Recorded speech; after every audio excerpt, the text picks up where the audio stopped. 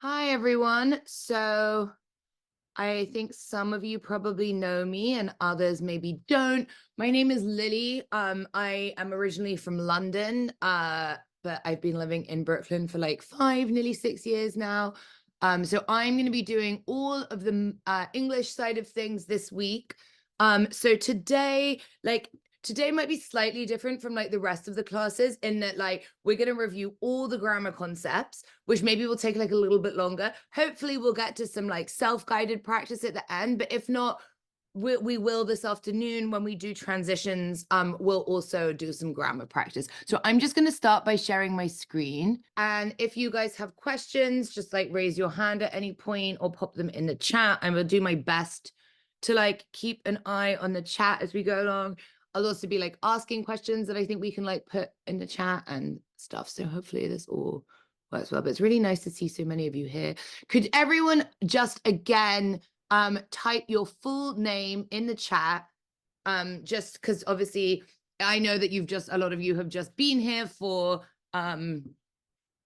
the math class, the equations review, but just because there might be some changes, and so that we can like keep track of like who's coming up to exactly which one, just full names in the chat now, so that we can like do it. Thank you so much. So these are like the question types, really. So we're actually starting here today with the standard English conventions, because the grammar is like the stuff that's like the kind of not only like obviously there's like questions in all of them. So for whoever's just coming in, just pop your names in the chat. There's like the grammar is obviously has its own questions, but also understanding grammar is like the foundations of how we understand all text, right? So it makes sense to start there.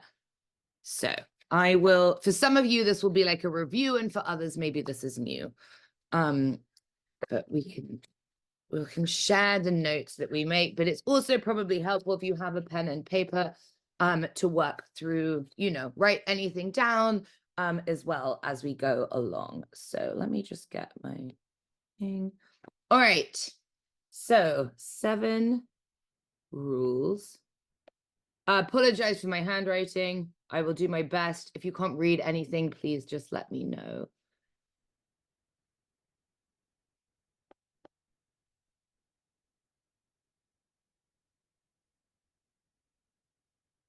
I'll go like relatively quickly through this. If stuff doesn't make sense, then just like either raise your hand, with the raise hand function, or pop it in the chat and we can like slow down. But I don't want to, if it is mostly review, I don't want to like, I want to be able to get on to some questions as well. All right, fab. Okay, so our first rule is that shorter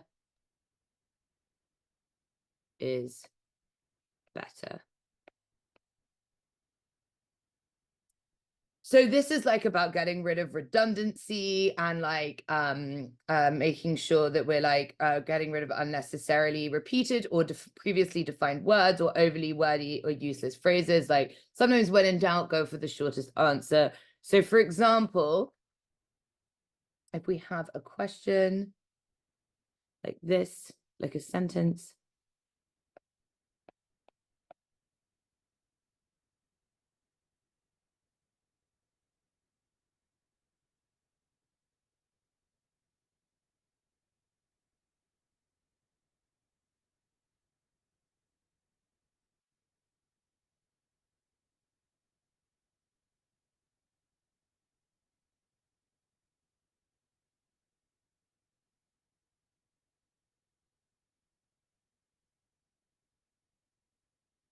does anyone want to put either raise their hand or put in the chat? But the group of friends collaborated together to solve the problem. What is wrong with this sentence? Any ideas? Exactly. Well done, Irina. Here, the together, collaborated already suggests that. So we wouldn't need together, right? We don't want to repeat words. This one's pretty simple. We'll keep it, just but it's worth keeping in mind, right? Okay. On to number 2. Independent clauses. Does anyone here know what an independent clause is?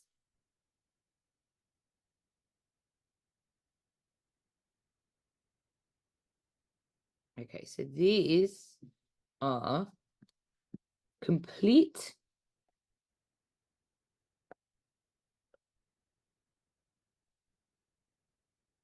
ideas. And for something to be, and it's not like a whole sentence necessarily, it can be part of a sentence. So like, if you like think that for an independent clause, it needs to have like it needs to be a whole sentence, like get it out your brain, it can be part of a sentence. Does anyone know like what we need for it to be complete? What like what elements? Just pop it in the chat if you do.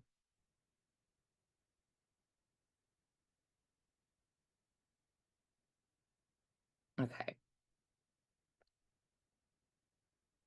So we need to have, for it to be an independent clause, we must have a noun and a verb.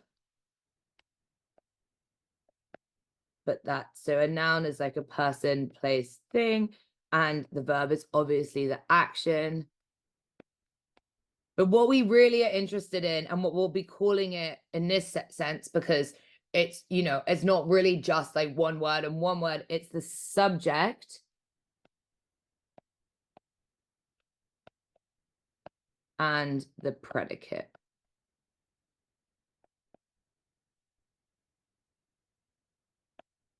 Okay, so independent clauses can be separated in 3 ways.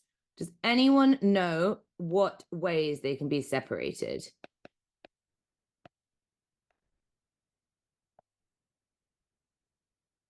Any ideas? What punctuation, like how we would separate 2 independent clauses?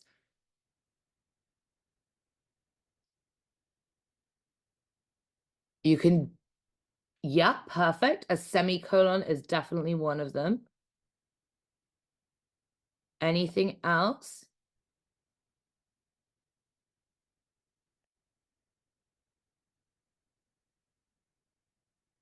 Not dashes. Yeah, a period. Dashes we'll get to in a minute. They do some other things. A period. And then the final way is comma followed by any of the fanboys words. So that's for and nor, but, or, yet, or so. But kind of luckily for you guys, 99% of the time, it will be either comma and or comma but. So in the SAT,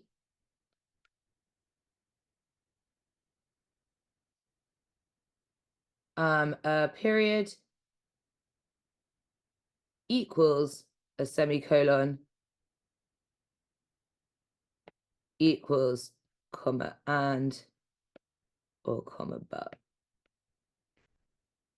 Great. All right.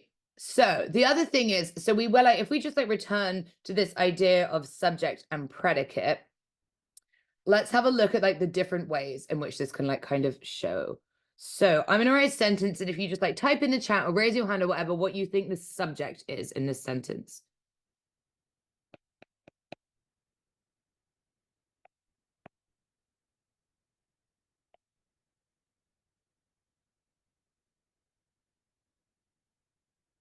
What is the subject here? Yeah, perfect. It is the tiger. The tiger is our subject, and ate my little sister is the predicate. So this is where we call it a predicate and not like a subject instead of noun and verb, because it's not just tiger and ate, it's the tiger and ate my little sister. So let's try another one.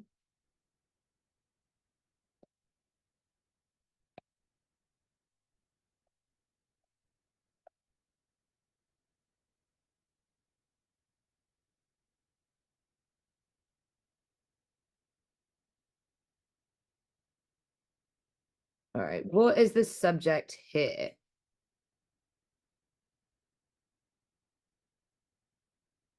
Yeah. Is it just the tiger?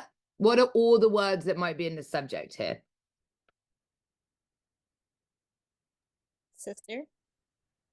So the sister is still part of the predicate, but yeah, exactly, Alessandra. It's the tiger that escaped the zoo.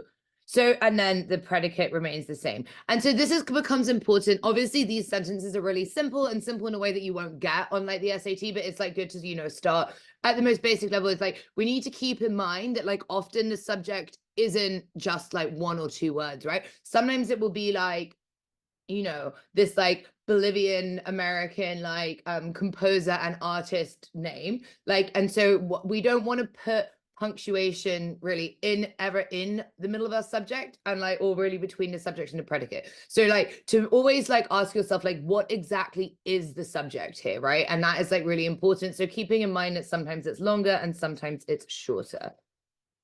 Okay, any questions on that before we move on to dependent clauses? All right.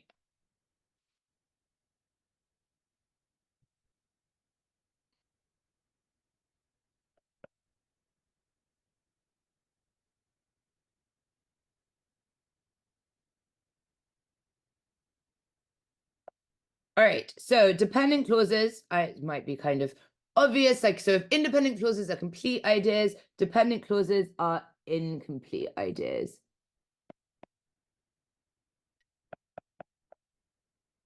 They can't stand on their own. They like tell us that more information is needed. It just doesn't work. All right, so we have three main kinds of dependent clauses that we get tested on the SAT. The first one is a non-essential clause.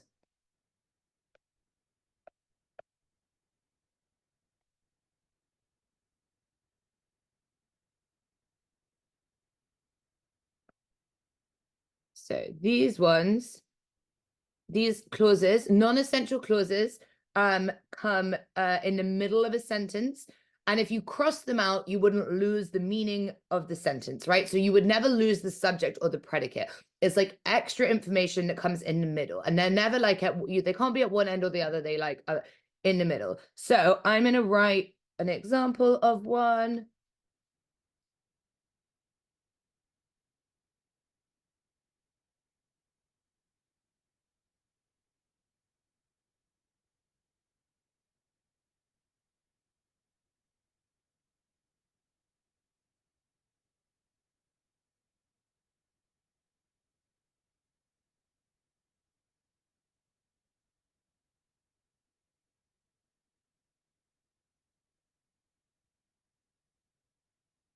So here, who knows what they think the non-essential clause is in this sentence?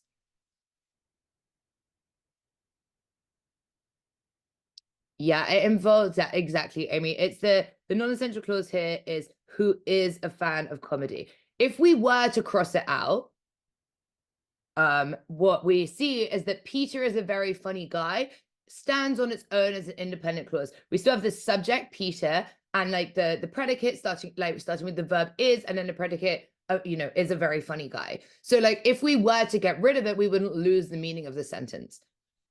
So what we can see here is like, I promise it's not always this way, but for these two it is, they can also be separated from the sentence in three ways. What, does anyone know what the ways are? Starting with this one.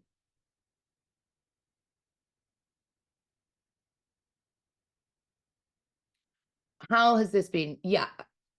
So yeah, like not like a single comma, it's a pair of commas, right? Two commas.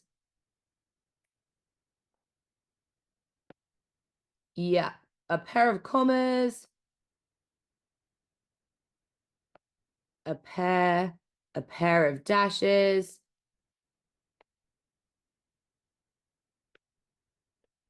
and a final way. The final way is parentheses.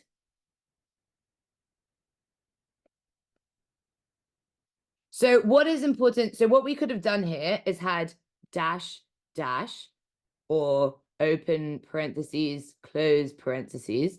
But what we can't do is have like one comma and then one dash. But this is like nice to keep in mind because like sometimes questions that look like they're super complicated are actually just like matching pairs, right?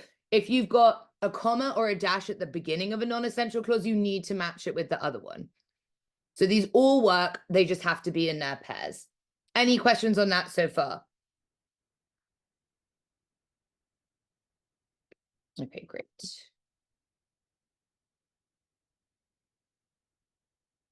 So our second kind, which is maybe the hardest, is the modifying clause.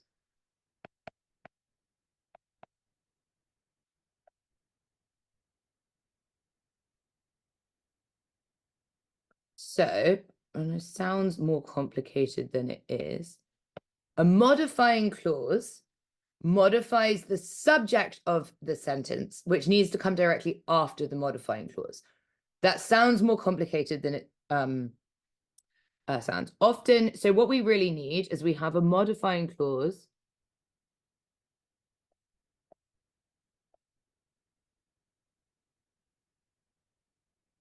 Then we'll always have a comma. And then the key thing with these is that the next thing we have to have is the subject.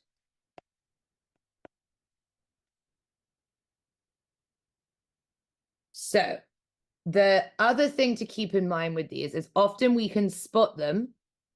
That often the first word of the sentence will begin with ing, and this should set off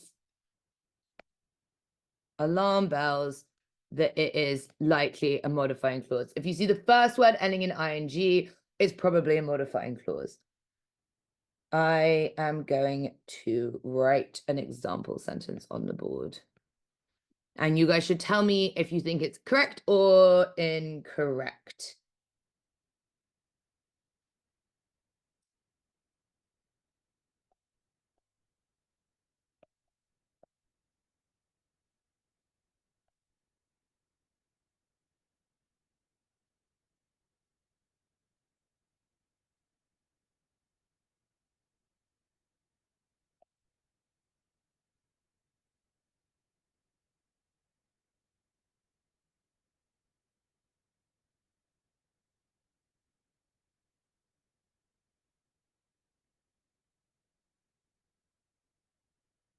So, shouting Expelliarmus, Voldemort was vaporized by Harry Potter.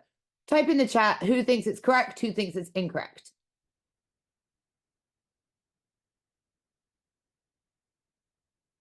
Okay, we've got one correct. Any other thoughts?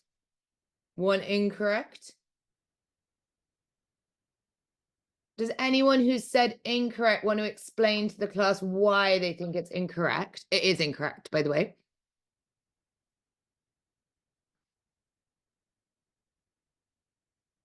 James, Alessandra, either of you feel like explaining?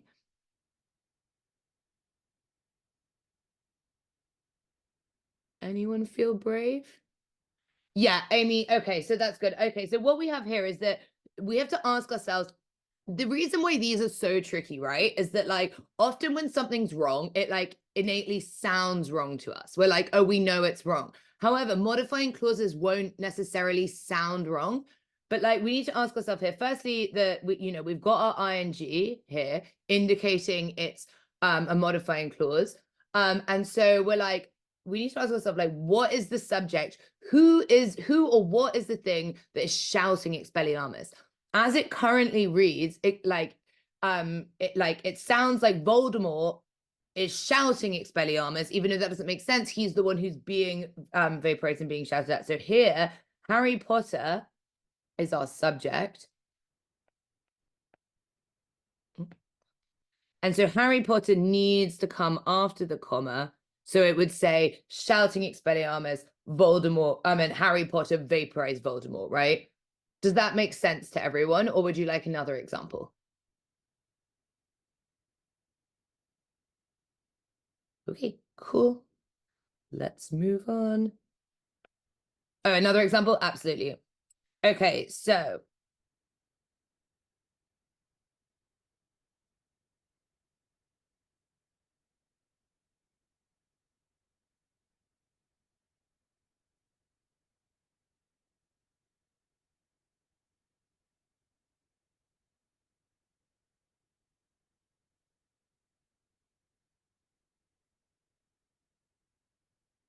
All right. As model students, lessons were important. Is this correct or incorrect?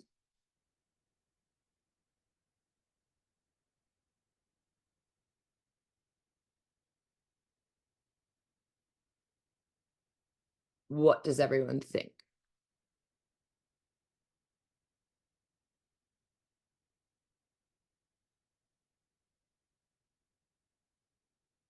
Okay, so this is a good point about someone's just raised the point that like it doesn't end in ing. They don't always have to end in ing, they just often do. So this is like an example of one where it doesn't.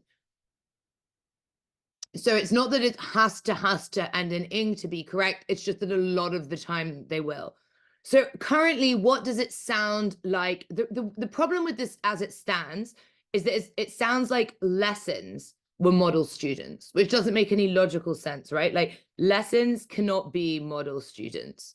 So we want to change it so that like the subject is coming after like the comma, right? So who knows what the subject is? If you can pop it in the chat, like what would we need to change it to, or any suggestions of how we could make this sentence correct?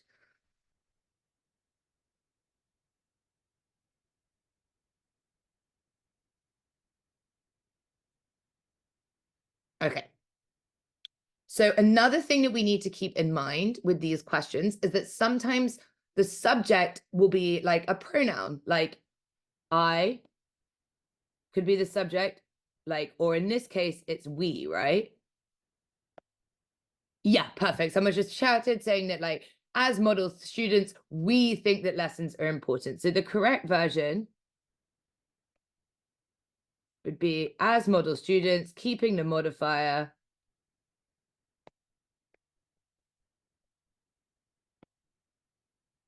And then adding our subject, we,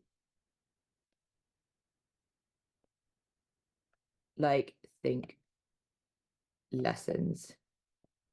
Oop.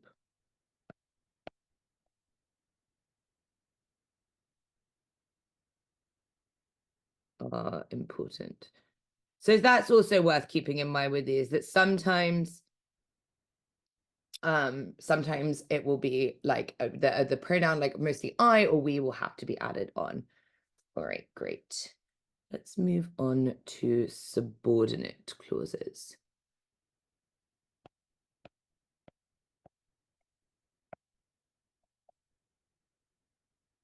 Unless does anyone have any like questions about modifying clauses before we do?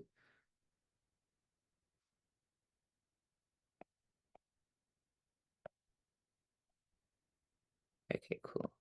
So these ones are a bit easier, I think. They don't actually have like their own grammar rule in the same way, but they're like clauses that cannot stand on their own because of like transition words, right? So they contain words like because, although, and like when.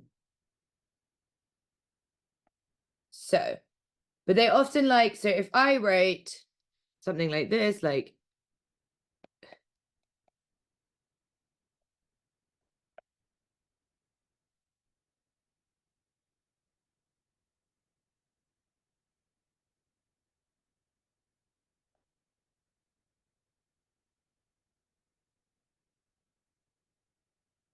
Lily's favorite flavor of ice cream is chocolate. She ordered vanilla. As it stands, we have two independent clauses that really don't make any sense together. There's like, but if we turn the top half into a subordinate clause by inserting the word although, Lily's favorite flavor of ice cream is chocolate, comma, she ordered vanilla, period. Suddenly it makes sense, right? Now it's like, because if I told you, although Lily's favorite flavor of ice cream is chocolate, you'd be like waiting for more information. And then we have the independent clause that comes after, which is that she ordered vanilla. Does that make sense to everyone? Any questions? These ones are like, I think, they just come up, but it's not like they've got their own rules in the same way. All right, fab. So the nice thing about that is that we kind of literally just learn our fourth rule.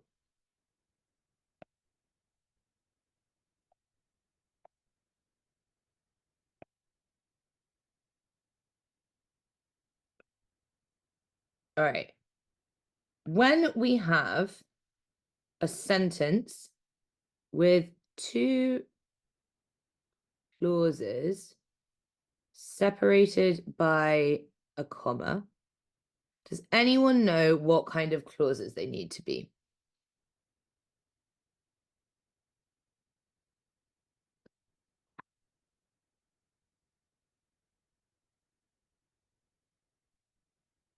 Can we? Yeah, perfect, Irina. That's exactly right. So one has to be independent and one has to be dependent. So we can have independent clause, comma, dependent clause, or dependent clause, comma, independent clause. So when there's one comma, like one comma in a sentence separating two clauses, one must be independent and one must be dependent. And it's basically because we cannot have independent clause, comma, independent clause doesn't work because that is a run-on. So, like, if we had something like this,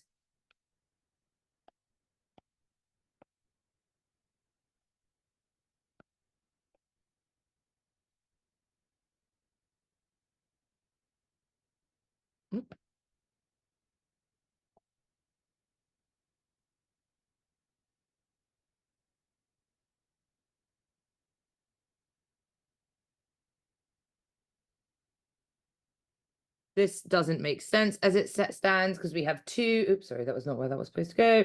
We have two independent clauses separated by a comma here. So what we need to do would be one would need to become dependent. So again, we could add like although he was sad, he danced a jig. So here we have an dependent clause and then an independent clause. Does that make sense to everyone? Fantastic. All right. Number 5, colons. What does anyone want to tell me what they know about colons?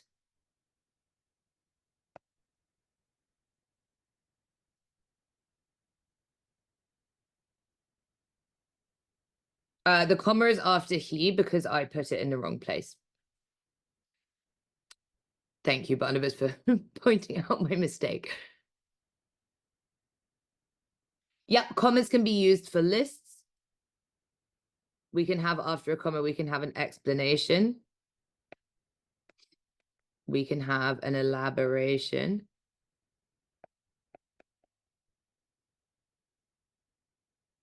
Yeah, we can have an independent clause after or a dependent clause. What we really care about and what is super important is actually what becomes before the comma. And so what we need to have before a comma every time is it must be an independent clause before the comma. I meant before the colon, sorry. Yeah, so that like I know that like when you've been taught that it's like lists and all these other or mostly lists, like you can have a like in a case like this,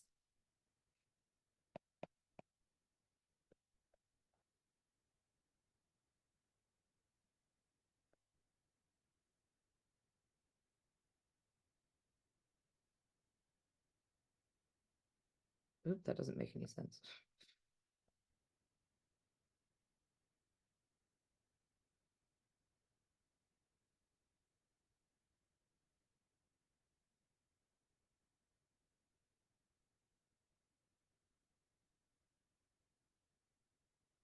So this is used for a list, which we know is like a way of using it. Is this one, is the pool rules are no colon, no jumping, splashing, or diving? Is that correct or incorrect?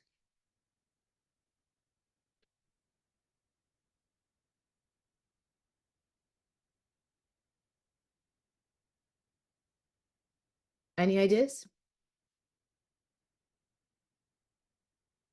Okay, any other ideas? All right. Is this an independent clause? The pool rules are. Does it stand on its own? Right. So this is not an independent clause. So for this to be correct, we need to add something like as follows. So don't think that just because there's a list.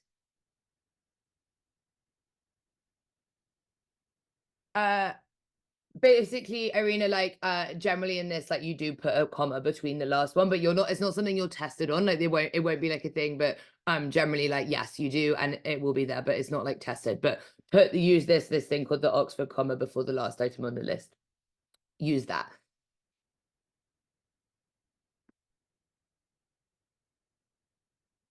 The main difference between colons and a comma, well, they're just used for different purposes.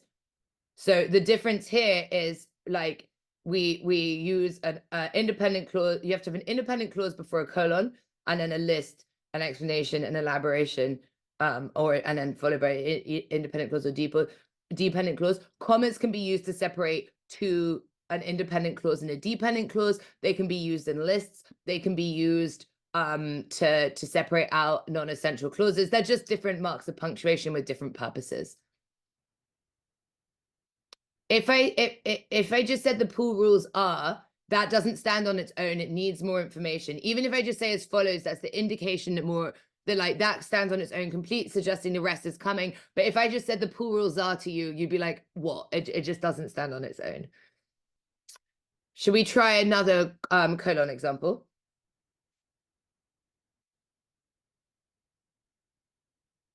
Okay.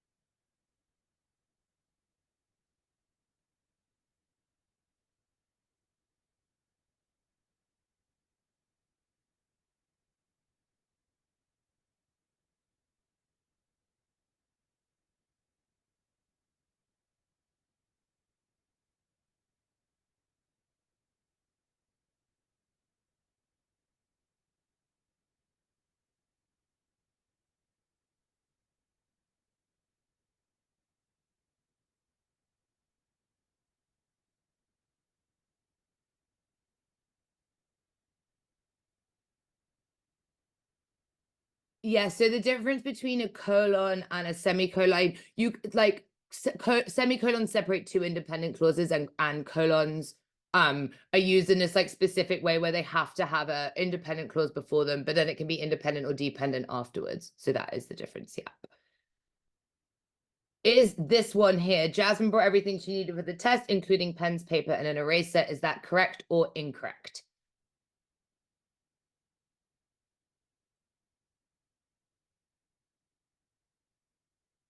What does everyone think?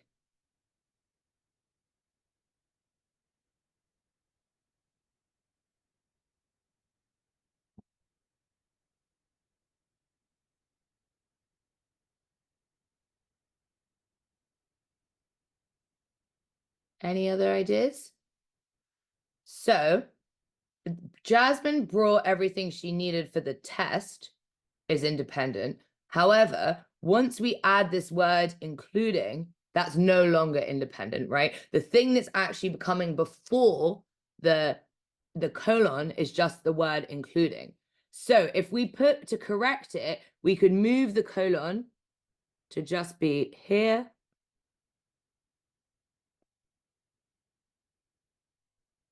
And then delete this word including. And then Jasmine brought everything she needed for the test. Pens, paper, and an eraser would be correct. All right. Should we do one more, or are you ready to move on to the next rule? Either way, just let me know. Yeah, we can absolutely do one more.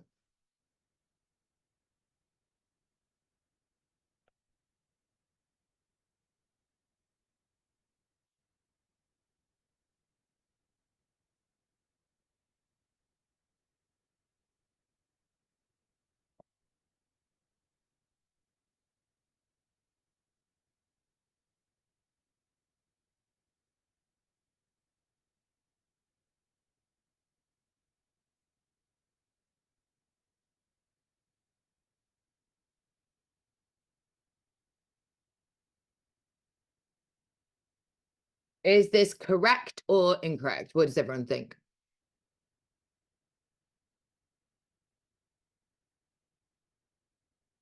Other ideas?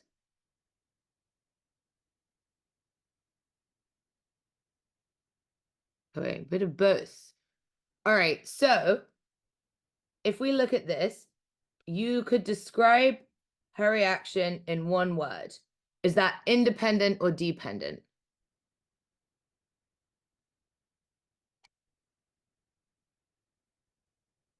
Okay, well, here we've got, this is our subject.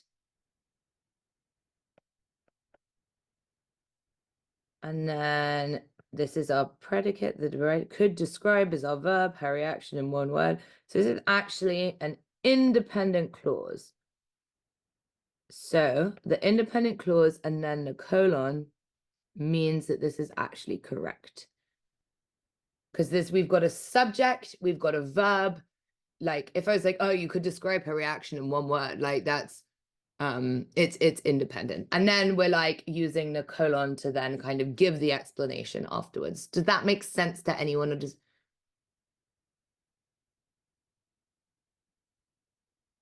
no, in this case it wouldn't. I mean, it could be shocked instead of shock. It doesn't really matter. Her reaction was one of shock, or could you say she was shocked? It doesn't, either of those work. That doesn't really matter. A comma wouldn't really work there, because it's like, it's not like you're building up, like a comma doesn't really make sense here, because it's like this one word on its own like this. It's like you're like building up, giving this pause with the colon, and then giving the like answer. It's like, it makes more sense for it to be a colon here. All right, great. Everyone happy for me to move on to the next bit?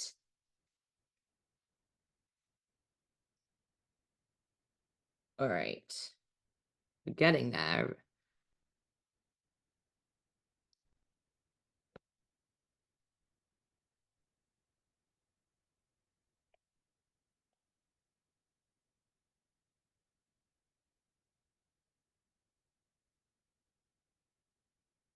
Pronouns and apostrophes. All right. Can, oh, that's too big, sorry. Can anyone tell me what the difference is between number 1 and number 2?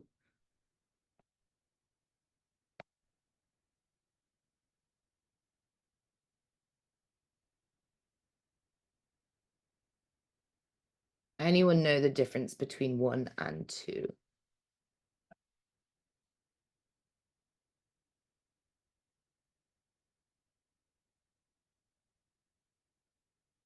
Yeah, perfect. So number 1 is the singular, like, it's the singular possessive pronoun.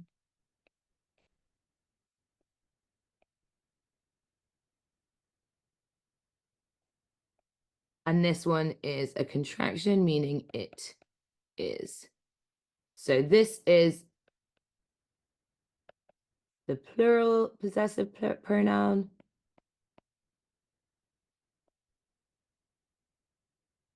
And this means, oops, sorry, I need to write it. They are, right? So what we can see here is that apostrophes have like 2 main uses. One is the possessive, and the other is contractions. So possessive would be like lilies, the cats, etc. And contractions, things like don't, it's, and so on and so on. So let's just quickly, what we also need to remember is that after a possessive, you must always have a noun. You can have like an adjective and then a noun, like, my father's ugly hat, or like my brother's weird game, or like something like that. But you can't be like, my brother, it needs to be a noun. So if I just show like what happens when we do a plural, so if we have an example here, let's use a tiger again. Okay, so obviously this is the singular, one tiger. This is the plural, lots of tigers. And then the singular possessive goes apostrophe S, and the plural possessive is like this. Oops, sorry. The apostrophe goes after the S.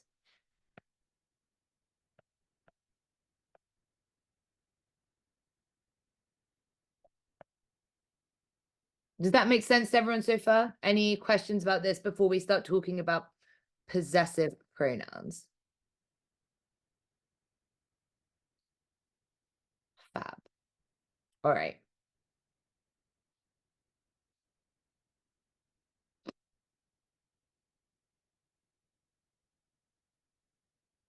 Okay. All right, let's talk about possessive pronouns.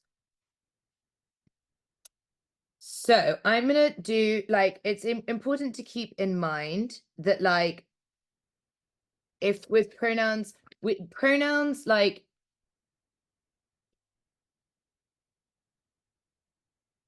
stand in for nouns. And this is whether or not they're possessive. If you say her book, it would be, instead of saying, like, I don't know, Jane's book or whatever.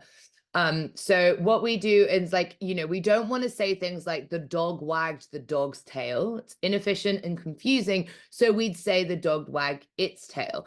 But most of the time when you get pronoun questions in the SAT, you're going to be needing to be deciding between its, the singular one, and their, the plural one.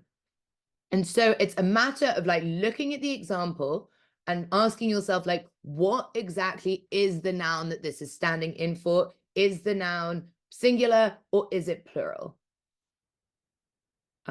So here I'm going to write some sentences and everyone can tell me if, just pop in the chat if we want the singular its or the plural there.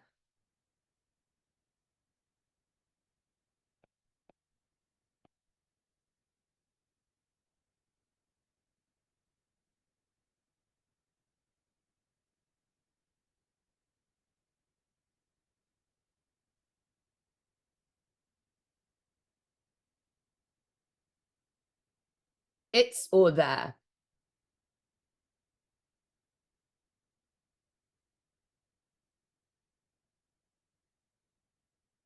Yeah, perfect. So this elephant is one elephant. This is singular. So we want its. All right, let's try another one.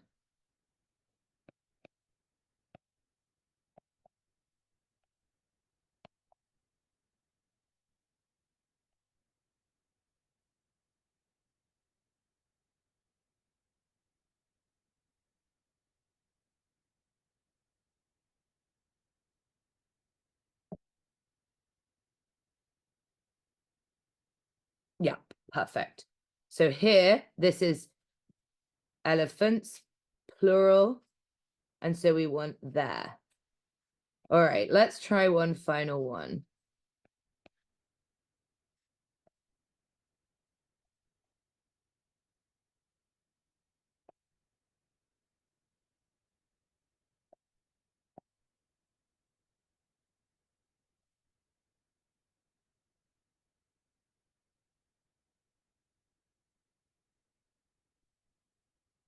Its or their.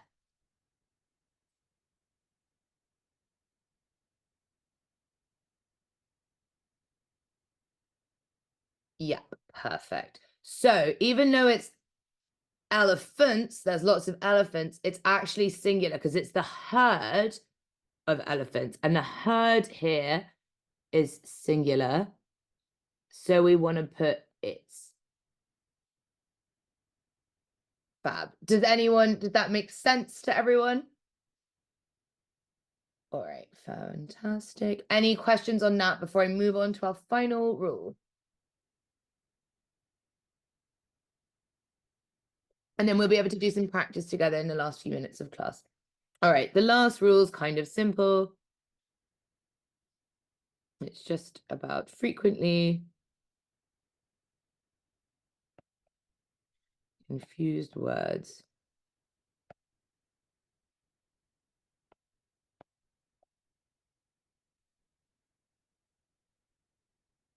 Does anyone know the difference between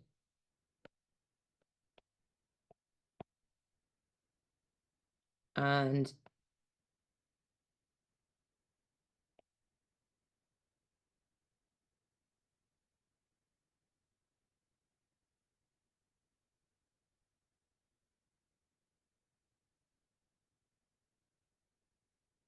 perfect? Absolutely right. Affect is a verb and effect is a noun. Then a nice way to remember it is with this in your mind or like cross-tick thing. If you remember raven, which is remember affect verb and effect noun. And then finally, what is the difference between then and than?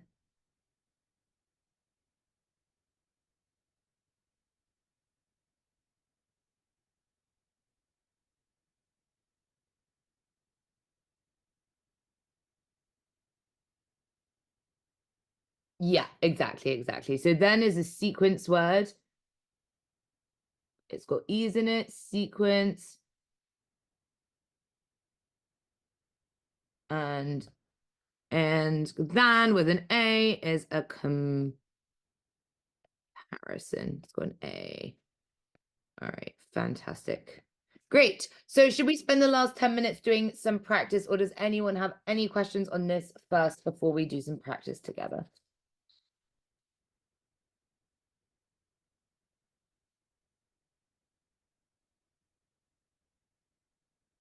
All right. Let's look at some questions from the SAT. And so we're not going to have, because there's quite a lot of that. There was a lot of that to get through. So this afternoon in the transitions class, which is a bit quicker to review, we'll then be able to do transition practice and some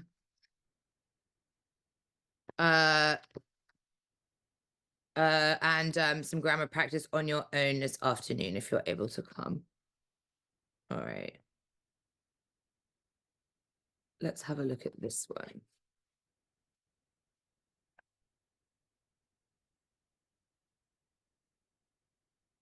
This is a sort of tense slash, yep. Okay, fab. Yeah, this one here is enter. The these eggs is plural. So we want the plural verb form and we want it in the present tense. Great. All right. Does that make sense to everyone? That was quite easy, that one. All right, cool. Let's have a look at number 21. By the end of the 1990s, the organization what its initial membership? Yeah, great. Here the answer is B, had doubled. We've got often with these tense questions like this, we need to like look for clues in it. And if we see here, the clue in the past tense is that it was originally made up. So we're needing the past. So we want had doubled. Fab. All right. Let's have a look at question 22.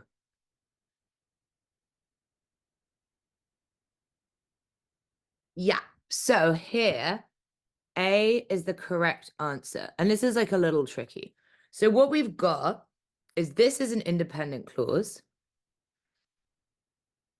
The chemical, anyway, TMAO counters this effect.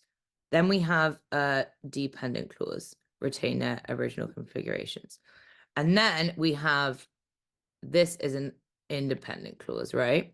So we have dependent no, sorry, independent, comma, dependent, and then we have an independent, and we're deciding what to do. The problem with like B is that we can't have like no punctuation here. It doesn't make sense. And C would still be a run-on. So the independent dependent clause is like a discrete unit that it counters the effect, ensuring that proteins retain their original configurations. And then we need to put in a period and then have that other independent clause separated. Does that make sense? And most of you got that right. All right, fab. Okay, cool. Let's have a go at number 23.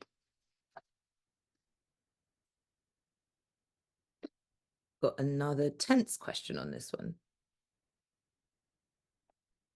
Sometimes you'll find that one paper is like asks you loads about the same thing and then it won't come up on another paper. It's just kind of the way with the test, right? It's all.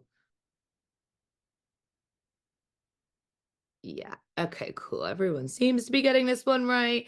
Yeah, we want experiences. This one is the present tense. We can see the clue here is connects. Fantastic. Good work, everyone. All right, number 24.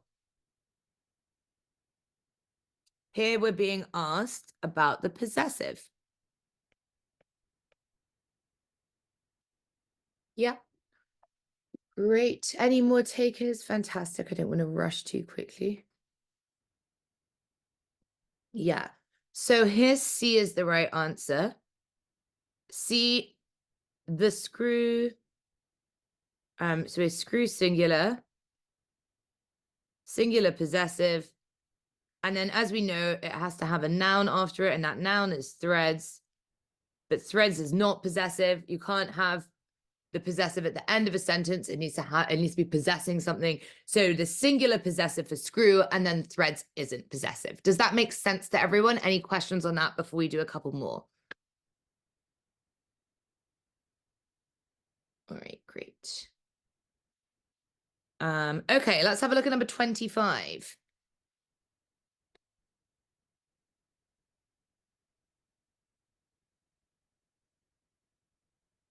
Okay, got a couple. Any others? Anyone else want to have a go? Yeah, okay, cool. So a bunch of you getting this right. Here, the answer is C. We're actually being tested here on the 1 comma rule. The reason C is correct is that if we look at the clauses around where we're dealing with it, the first one is scholar Candace Wade observes that the novel depicts the upper classes of New York society as consumed by the appetite of soulless materialism. What kind of clause is that? Independent or dependent? Just pop in the chat. Is that an independent clause or a dependent clause? Scholar Candace Wade observes that the novel depicts the upper classes of New York society as consumed by the appetite of soulless materialism. Yeah, fantastic. That is an independent clause. The next clause that we're dealing with says an apt assessment given that the House of Mirth is set during the Gilded Age. This is a dependent clause. So what we've got here is an independent clause and then a dependent clause. And even though I've written that in red, which obviously doesn't make sense, we know that that is correct. All right. So let's do, I know it's nearly 1 o'clock, but the math slightly ran over. Let's do one more together. If you absolutely have to go now because you've got something else on, just like, can everyone make sure that if you've not already put your name in the chat, that you would just type your full name in the chat so we have it for attendance records. So those of you who came a bit late or whatever, full name in the chat. Everyone who's already done that, let's do this last question together. Read this and tell me what you think the answer is.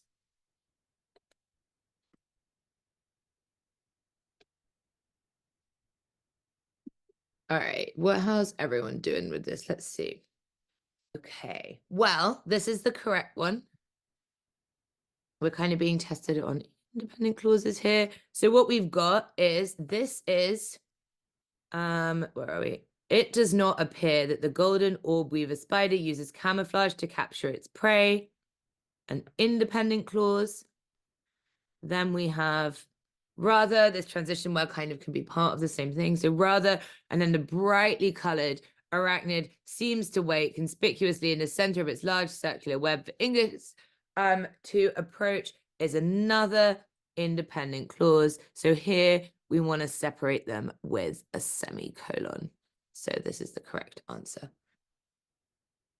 The recorded videos will be on, I think it was in your email, there'll be like a YouTube playlist. I will like I feel like you'll get emails with access for them. There's going to be a YouTube. If you haven't already, there will be like a YouTube playlist. I think we've got all your emails already. I will double check. So I will see basically. Thank you all so much for coming. I don't want to keep you longer than we need to. But like you will be able to get the recorded videos. And I would like really highly recommend. So in the afternoon, if we look at this, we'll be doing transitions, but we'll also be, because there's not that many transition questions on the SAT and it's quite quick to review. And so like at the afternoon, we'll give you all an opportunity to do some like self-guide, like on your own practice of transition questions and these grammar questions on from a real paper, which we'll then review together as a class. It's just that, there's a lot of grammar rules to get through. So there was a lot of more of me talking today. We'll be able to be more collaborative in the afternoon. If anyone has any individual questions, I can like stay on for a couple minutes. Otherwise, like have a nice lunch break, enjoy advanced maths part 1, and then I'll see you in the afternoon for traditions.